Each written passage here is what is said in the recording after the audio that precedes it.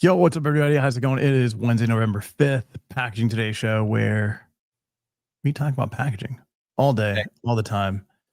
And that's all we think about. It's all the content we make, all about packaging. So today's going to be, we're going to cover a couple things. Deeper is cheaper. What the hell does that mean? What kind of industry jargon is that? And then we're going to do, can we solve it? Yes. We solve it. Exactly. So you're going to ask us some questions, and if you win, we can't answer it, and you win, you get a shirt.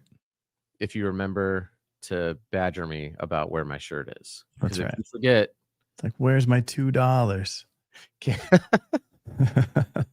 Can we solve it? Also turns into, can we ship it? That's right. That's right. I'm asking you in the audience, where's that quote from? Can you remember that? Throw us a comment. Let us know where you're watching from. If you're watching, if you're not watching, tell us why you're not watching. And let's get to it, man. So it's going to be two of us today. Corey's out. Best show ever. Best show ever. Corey's out. He's got some business to take care of. Adam, the Pale Man Peak. How you doing, man? Great.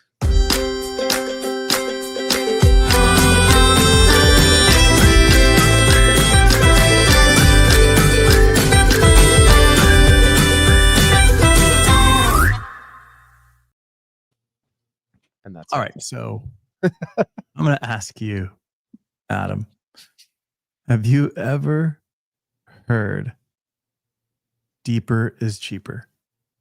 I have heard that, actually, Avelia, when I first started in packaging, working at Peak Packaging Solutions in Carlsbad, California. www.peakpackaging.com. Shout out to Bob Peak. That's my uncle. Bob's my uncle. And that was one of the first things that Bob told me about corrugated boxes was just remember, deeper is cheaper. Righty tighty, lefty loosey, deeper cheaper. So what? All right, I've heard that a million times. I understand it for like this long, and then I think about it, and then I just get all screwed up. It's like, I get it. It's like, wait, no, I don't get it. I suspect what it means is that we you know who we really could use, honestly, on this show is somebody with, like corrugated or something along those lines. Some sort of corrugated expert would be really beneficial. I think it has to do with the material relative to the cubic inches of space inside the box. So this is a very uninformed opinion, so I'm happy to be wrong. But I suspect it's if you have the flaps on an RSC, and if you make it wide and shallow, then you have these big RSC flaps that have to come in, and that's sort of wasted space. Whereas if you were to orient that the other way, right, you still have the four sides, but then your flaps are a lot smaller. So your actual footprint of the box flat is going to be less than if it was the other way around. And now we vote. All right. So what it is, I gotta say it quickly because I'll confuse myself. All right. So deep, you're pretty right. Right. It is cubic inches. So for example, if you've got a box that's 12 by 12 by 6 inches, right? It's a little bit shallower. Your overall volume is like 864. When you lay that out flat, your surface area, and I've got it all kind of mapped out here, your surface area is like 648 inches. Okay. Right. And it's flat. And you got to remember, this isn't for every construction. This is like RSC, right? Where it's just running in one direction. It's being slotted in that same direction. So you want it to run that way longer so that it slots those corners, and then you've got your flaps coming down the way that you need it. We take that exact same volume and make it deeper. We went from 864 square inches volume or cubed. And then you've got surface area of 648. if we make that same box, now it's 9, so it's a little bit smaller. It's 9 by 9 by 10.6. Your volume is still 864, but your surface area drops down to 594. So you're saving about 50 square inches. Okay. You throw out so many numbers. Yeah, it's a lot, man. But essentially, you're taking, you're running your sheet this way and you're slotting this way, right? So you're using less material. In this sense, if you're going this way and you're slotting this way, you've got to run potentially on a larger machine, and then you've got to use more volume. And in some cases, as that box gets wider, you might have to join multiple pieces. You've seen those boxes have like glue flap on two corners. That's because they've made two halves and they've joined them because they're wider. If it was taller, it would probably run on just one sheet. Yep. Yeah. Chris Olson asking, I thought the surface area for both was the same. It's just it's the volume. Yeah. Yeah. That's where, because corrugated pricing, just like anything in packaging, is really relative to the amount of material that you're using. And anytime that you can create the same cubic volume inside of the box with less material on the outside, you're going to save money. And that's why deeper is cheaper. But it also extends out to narrower boxes. You're going to be able to fit more blanks on a sheet. Because you can, if they're smaller, then you can set them up side by side, so you can still run them in the same direction, so you can fit more, less waste. Your pallet utilization can increase, right? Can improve, making that a little bit cheaper. So it's cheaper not just in the production, but kind of across the board.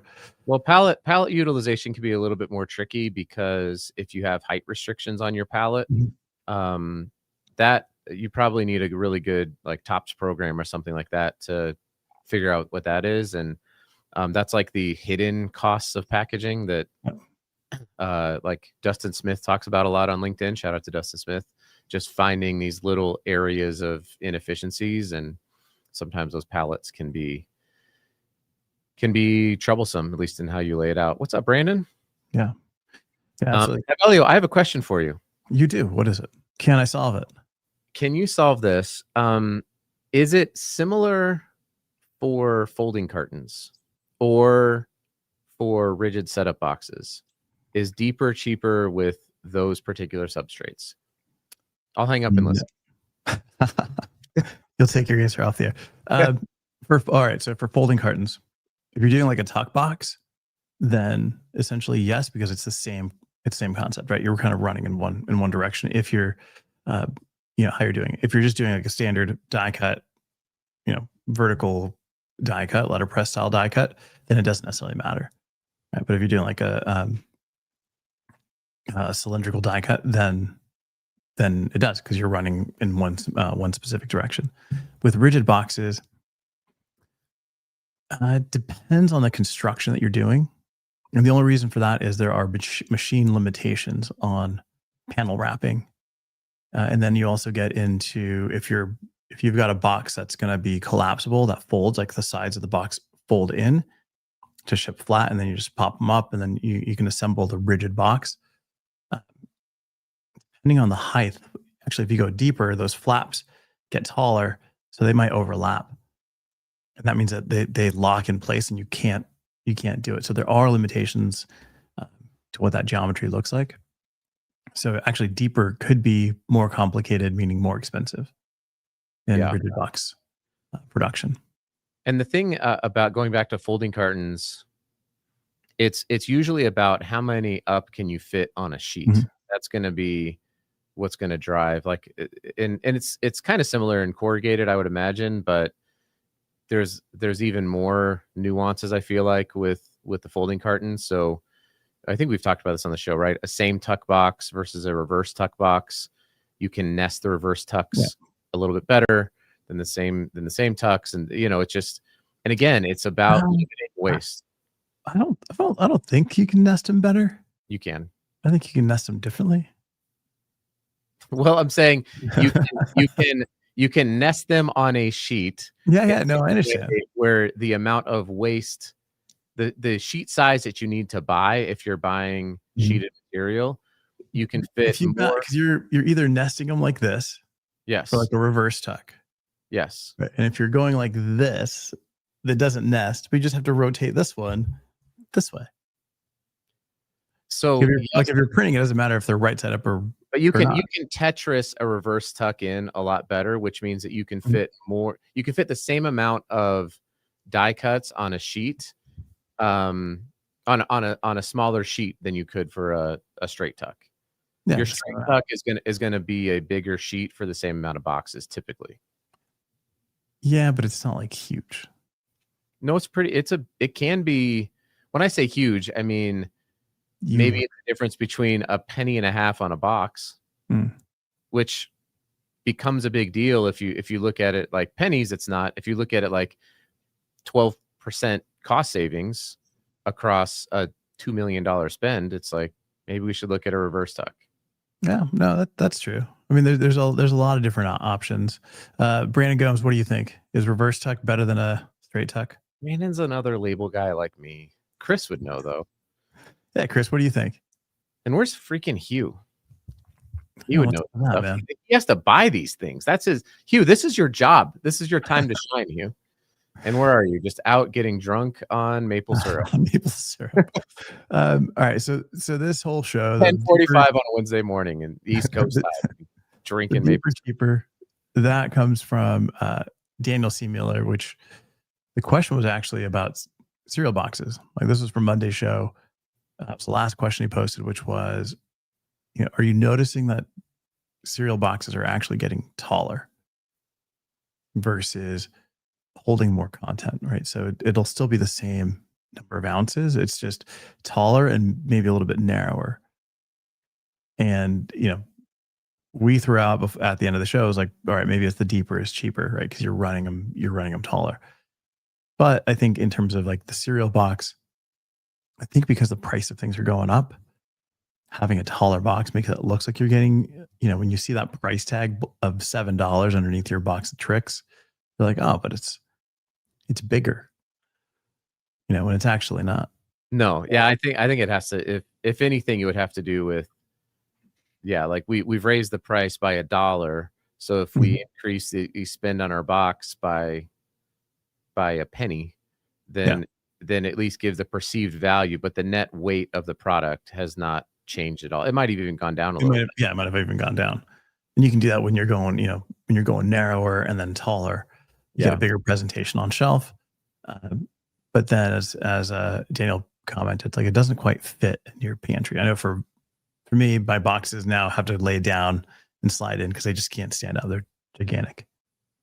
We are the family that pours our cereal into the same container, like a rigid plastic container, and we set those in our pantry. That's how we roll. Yeah, I roll the same, except it doesn't quite fit all of the cereal. So you end up with like a little half bag, just roll it up and yeah. Banner geese. It's all perception. Chris asking, what about short, wide versus tall, narrower? Oh, for a can? No idea on infinitely recyclable aluminum cans. What's up, Matt? How's it going? Are retailers adjusting shelf heights? That is the question. I think they are. Well, here, we've got Fry's, which is Kroger. You only shop at Erewhon. Come on, we know. I see a whole section now of taller boxes, and those have been adjusted. Now, if all of the boxes get taller, you're actually gonna have less cereal up there, right? Because you're gonna have less shelves. But if you're really trying to save money on cereal and you're talking about packaging that needs to hold more volume, those plastic bags of cereal that lay down that look like giant pillows, like why are we not moving in that direction? You're eliminating cardboard, just got one material. It just makes sense. This is the craziest thing.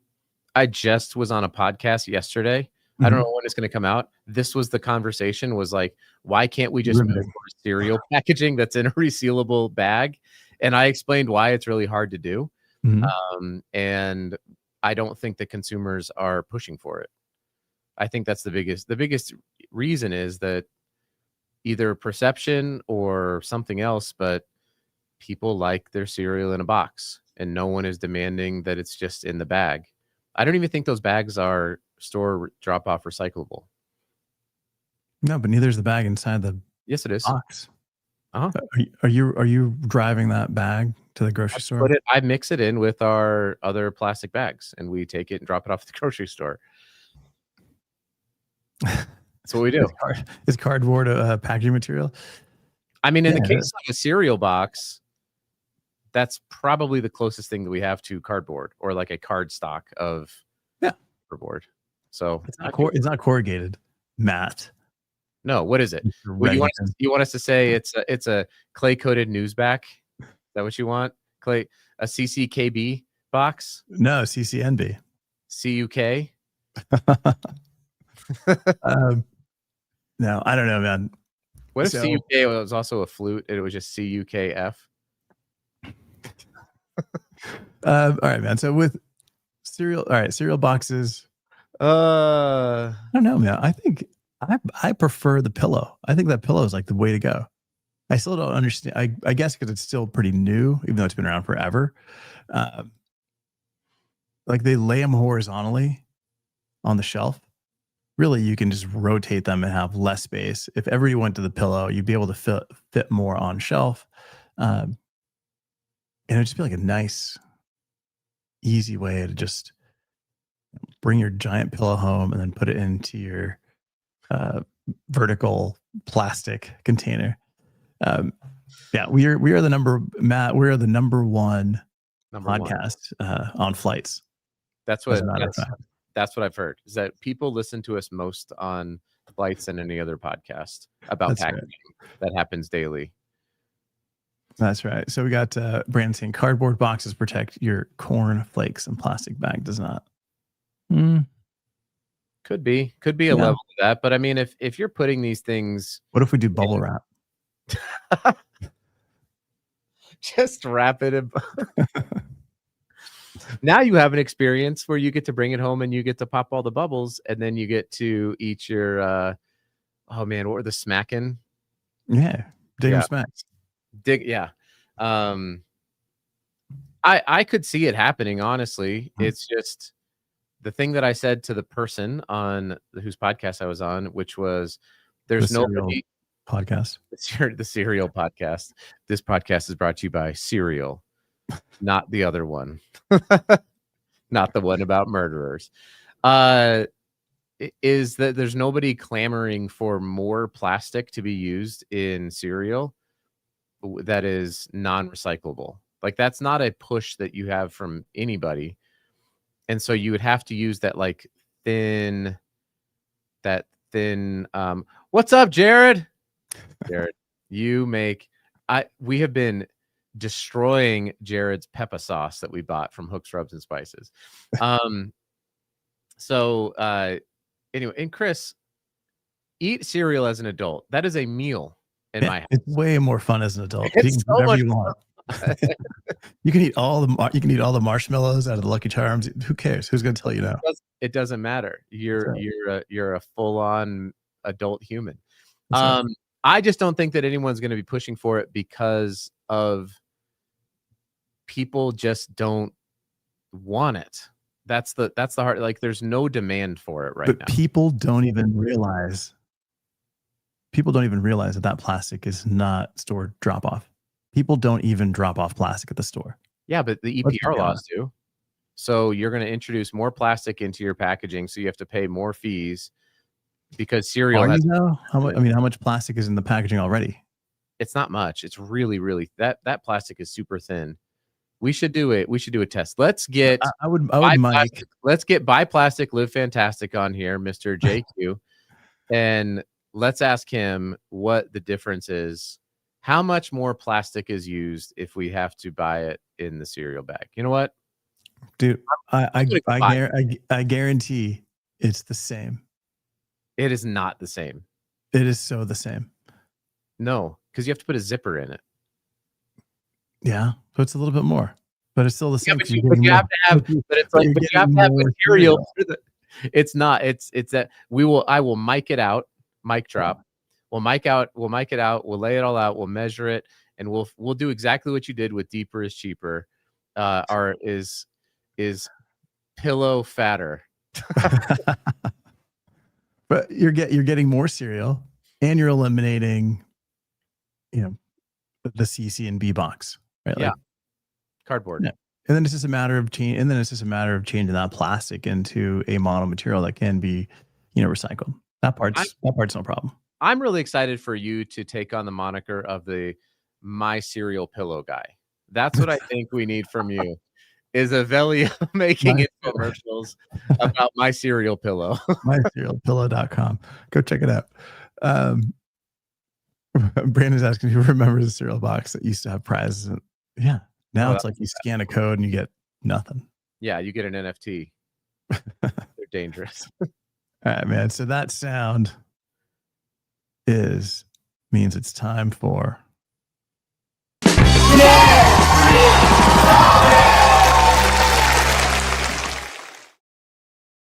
Daniel Peak. What is Can We Solve It, and who's it brought to you by?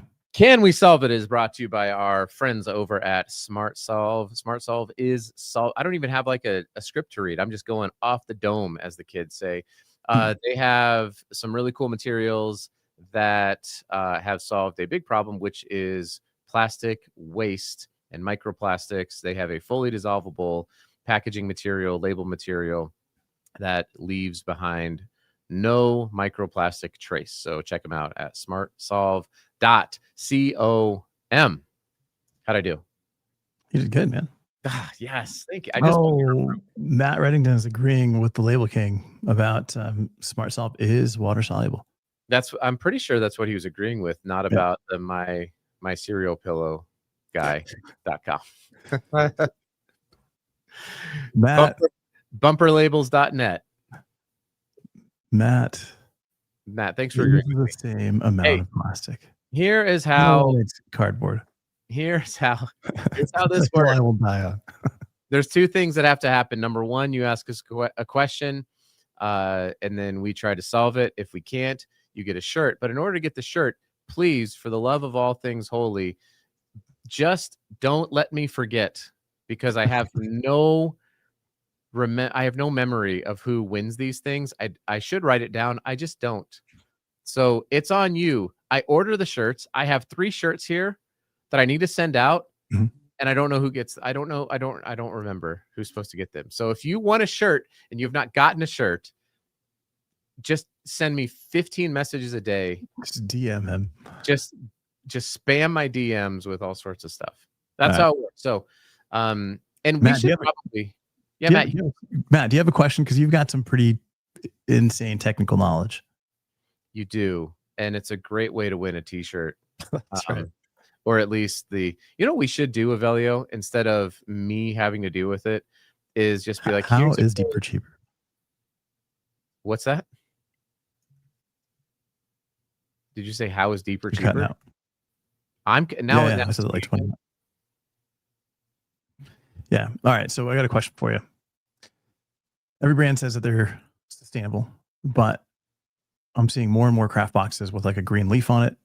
It's like a little round icon of 2 leaves coming together. Do you know what that's called? Now I'm thinking about Darkwing Duck. I do not. That's the green dot. That used to be something brand would pay into. I think they've kind of eliminated that, but I still see it on packaging. It's like a little round circle of 2 leaves coming together. It's the green dot. You can look it up, but it used to be pretty big in Europe. The brands would do it here in the US, but I think they eliminated that because it was just like a pay to play. It was a 6-figure thing you paid annually to be able to put that on there. And that was pretty much it. Got it. But what's Jared's question? I can't see it behind my camera. Do you have a Darkwing? Yeah, do you have a Darkwing Duck with a Label King crown? on the shirt. I should do that. We got Chris saying you've already admitted you didn't know this. Which uses more material, short, wide, can versus taller or narrower can? Short and wide uses more material. That's right. And I know because it's my opinion. That's right. That's right. We should mix this show up the Can We Solve It? Maybe Avelio, what we should do is ask for people to tag us throughout the week on LinkedIn, and then we can see you, Jared. And then with either questions or just like find some cool content. And then we'll pose those questions on the show. I think that would be maybe better than just like random people on the spot. Come up with a question on the spot. Yeah, I think that's good. It could be. Oh, here we go. Oh crap. Matt's had time to think about this. Why has the industry not mandated paper labels for shipping to make the whole package curbside recyclable? Do you want to take this, Label King? No. Chris, my answer was right. You know it. Matt says narrower can is less material.